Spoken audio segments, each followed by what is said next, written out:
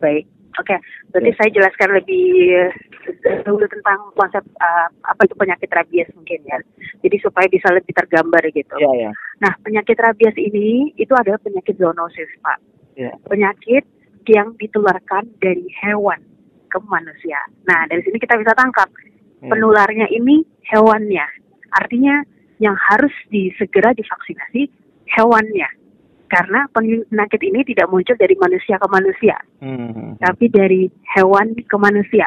Jadi yang divaksin harus hewan ya. Manusia itu tergigit dan tertular kalau digigit dari hewan yang terinfeksi rabies. Jadi yang harus di-cover vaksinasinya, diutamakan vaksinnya, harus hewannya. Karena kalau hewannya aman, hewannya tervaksin, tidak ada lagi rabies. Mereka aman dari rabies. Seperti waktu penyakit-penyakit lainnya gitu ya, yang memang ditularkan dari hewan. Flu burung misalnya, seperti itu. Jadi yang harus divaksin bukan yang wajib, dan ini strategi pengendaliannya dan pemusnahan pemusnahan rabies adalah hewan memiliki antibodi protektif terhadap rabies sehingga tidak menimbulkan penyakit seperti itu. Jadi memang fokusnya harus di hewan. Nah, kalau manusia, pemberian vaksinasi pada manusia itu memang fokusnya adalah orang-orang yang memang punya resiko lebih tinggi terhadap situasinya. Misalnya siapa? Dokter hewan atau tenaga vaksinator yang melakukan vaksin pada hewan-hewan. So, yang selanjutnya adalah manusia yang terduga tergigit oleh hewan penular rabies. Baik. Ya. Jadi rabies ini Pak merupakan penyakit yang memang istilahnya mereka mengincar atau makanan dari rabies penyakit virus ini itu ada di hipokampus, ada di satu bagian otak ya. Jadi artinya apa? Dan dia tidak melalui darah ya, tidak melalui sel darah, tapi dia melalui sel saraf. Nah, artinya semakin dekat dengan kepala, semakin harus cepatnya manusia tersebut mendapatkan penanganan pemberian vaksinasi atau serum antirabies atau vaksinasi antirabies. Jadi semakin dekat dengan kepala, artinya apa ya? Leher, muka, tangan, dada, itu artinya ke dalam kategori yang lebih perlu dapat penanganan pemberian vaksinasi secepatnya gitu. Lalu kalau jumlah hari saat seseorang tergigit, nah hewannya perlu dikarantina selama 14 hari untuk mengetahui apakah dia memang terjangkit rabies atau tidak. Karena kalau memang hewan tersebut terinfeksi rabies kurang dari 14 hari, hewan itu pasti mati. Dan saat hewan itu mati baru bisa dilakukan pengecekan, pengambilan sampel otak untuk dilakukan pemeriksaan apakah hewan tersebut positif rabies atau tidak. Jadi bisa mengetahui hewan itu terinfeksi rabies atau tidak itu saat hewannya sudah mati gitu. Dan hewan itu dipastikan akan mati sebelum dalam 14 hari. Begitu juga manusia, jika sudah menunjukkan gejala klinis, gejala mereka terpapar rabies, kurang dari 14 hari juga sudah dipastikan meninggal. Karena memang kalau sudah terjangkit dan sudah menunjukkan gejala klinis, sudah tidak bisa ditolong lagi. Kira-kira begitu, Pak. Yang paling kita sarankan untuk daerah yang masih aktif kasus rabiesnya adalah segera langsung dibawa ke puskesmas atau ke rumah sakit atau tempat penyedia vaksin tersebut. Nah, pemberian vaksinasi anti rabies itu kan bertahap, Pak. Yeah. Ada yang saat itu 1, 3, 5, 7, 21 ya hari gitu. Jadi nanti dalam rangkaian itu, dalam rangkaian pemberian vaksinasi, kalau misalnya memang hewannya itu terkonfirmasi bahwa positif rabies, nanti pemberian vaksinasi rabies yang pasca gigitan ke 21 hari itu harus diberikan. Tapi kalau misalnya nanti yang ternyata dalam 14 hari hewannya sehat, berarti hewannya tidak rabies, yang pemberian yang ke-21 tidak perlu dilakukan. Jadi harus secara paralel bersamaan pemberiannya dan observasi. Kalau itu sebenarnya lebih baik ditanyakan kepada dinas kesehatannya ya, karena itu kan protap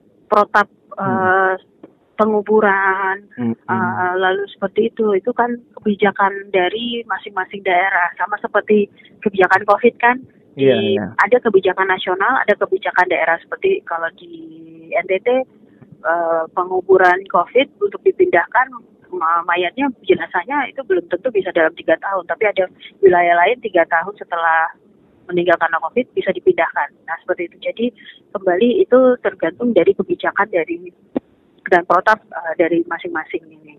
Hanya saja kalau misalnya penanganan saat manusia terbukti terdampak terpapar menunjukkan gejala klinis, artinya kan ini rabies ini kenapa mematikan juga karena satu-satunya penyakit purba yang sampai hari ini tidak ada obatnya. Jadi jika sudah menunjukkan gejalanya sudah pasti dipastikan akan meninggal, gitu.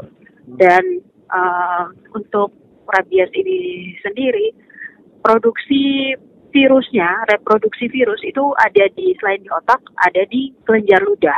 Nah, jadi misalnya kalau itu lebih baik, kita pasti lebih menyarankan untuk dirawat di rumah sakit, lalu ada menggunakan APD tertutup alat pelindung diri, karena kalau misalnya kita memiliki luka terbuka, ya, terus lalu ada kena air liur ya yang terinfeksi baik dari manusia ataupun hewan, ya kita juga akan bisa terinfeksi rabies dari situ. Kalau kami karena memang dari kami ya, itu kan sebenarnya kalau sudah terinfeksi, sudah terpapar dan risikonya besar, itu kami sangat-sangat tidak menyarankan. Justru di daerah yang seperti ini, daerah yang endemik rabies, konsumsi anjing itu sangat-sangat tidak disarankan. Karena memang saat ini secara WHO sendiri memang belum masuk klasifikasinya foodborne disease atau penyakit yang ditularkan melalui makanan. Tapi resikonya sangat besar. Kenapa? Karena saat pengolahan lalu manusia itu punya luka terbuka, tergores gitu, lalu tergigit saat pengolahan, lalu juga jadinya air liurnya terkontaminasi di luka-luka si pengolah daging tersebut, atau juga mengkonsumsi otaknya gitu ya. Dan itu resikonya masih bisa mengalami tidak dia hanya mau bakar, itu bahaya sekali gitu. Dan itu sudah banyak penelitian ilmiahnya, resikonya sangat besar. Jadi justru di daerah seperti NTT dengan situasi kasus rabies yang sangat aktif, mengkonsumsi itu sangat-sangat tidak disarankan karena resikonya lebih besar daripada manfaatnya.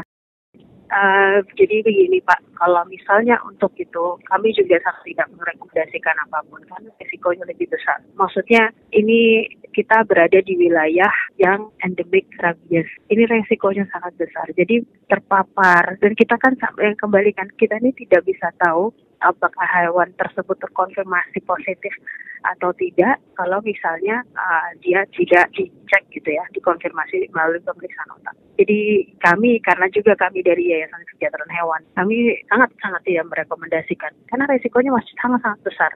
Kalau position kami sangat tidak mendukung adanya konsumsi tersebut ya, karena tadi ini kita ada EDT wilayah yang masih kasusnya sangat aktif dan ada peningkatan kasus lagi kan sebanyak 30% dari tahun lalu, belum ada penurunan sama sekali. Artinya ini seperti saat COVID dulu kan, sekarang kan mana-mana misalnya bentuk perlindungan dirinya adalah social distancing, orang pakai masker kemana-mana, akhirnya terkendalilah setelah 5 tahun misalnya. Nah seperti itu, ada hal-hal yang harus benar-benar dipertimbangkan gitu, apa yang lebih aman, apa yang tidak aman. Ya, silakan. Jadi sebenarnya kalau bentuk penanganan atau dari pengendalian rabies ini adalah vaksinasi, tapi juga harus dibarengi secara paralel juga adalah sterilisasinya.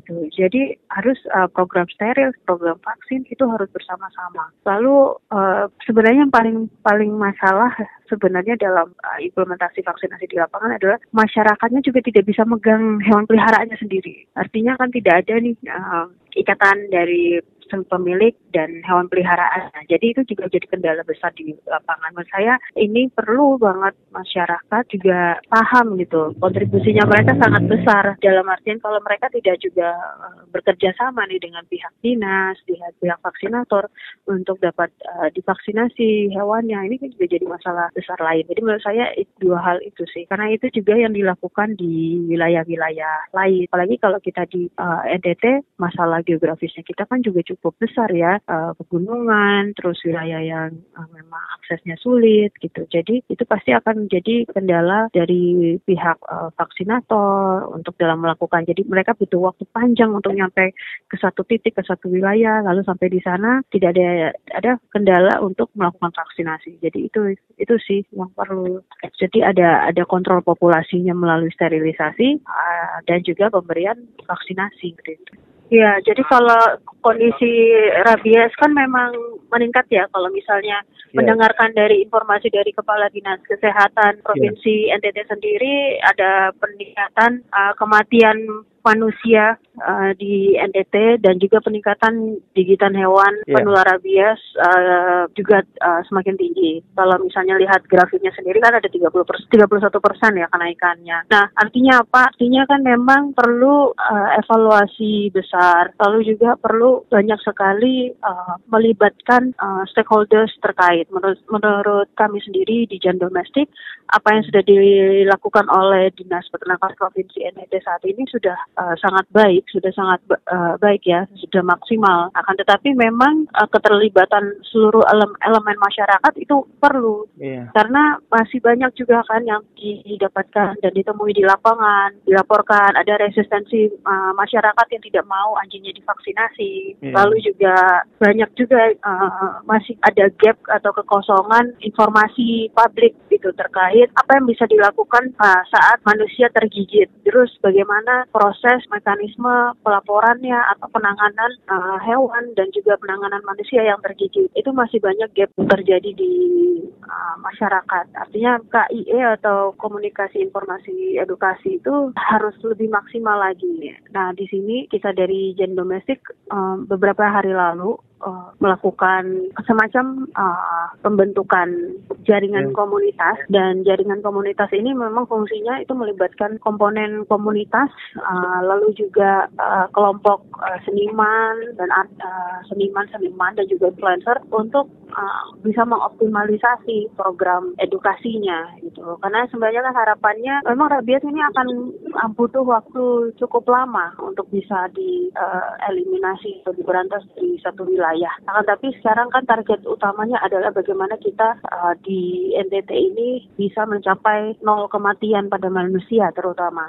Itu juga target vaksinasi yang harus bisa meng-cover minimum 70% dari total populasi hewan penular rabies di NTT ataupun di wilayah-wilayah NTT yang saat ini terdampak, yang saat ini merupakan zona tertular, yaitu termasuk Pulau Timor dan Pulau Flores. Baik. Jadi Jan Domestik sendiri ini keterlibatannya kita di penanganan rabies dan kesejahteraan hewan di NTT itu fokus karena kami memang yayasan kesejahteraan hewan, jadi memang fokus kami di hewannya. Dan kontribusi kami yang pertama, kita akan mensupport program-program pemerintah Provinsi NTT yang jelas. Yang kedua, kita akan mensupport logistik dari vaksinasi yang akan dilakukan di Pulau Flores, yaitu di pilot projectnya di Kabupaten Manggarai Barat. Karena sudah ada di Pulau Timor, sudah ada mitra dari dinas provinsi yang sudah bergerak. Jadi kami akan mengambil wilayah Pulau Flores dan kita akan mulai mendukung program vaksinasinya pertama di Kabupaten Manggarai Barat. Lalu juga kita akan melakukan capacity building. Jadi meningkatkan kapasitas dari sumber daya manusia, utamanya di pemerintah atau dokter hewan pemerintah. Jadi kita akan melaksanakan training khusus di sana, termasuk training penggunaan dan penyediaan aplikasi untuk penghitungan data populasi hewan dan vaksinasi hewan nantinya di Pulau Flores. Dan yang terakhir adalah tadi kita akan fokusnya memang untuk juga fokus lainnya adalah untuk KIE, program KIE atau program edukasi.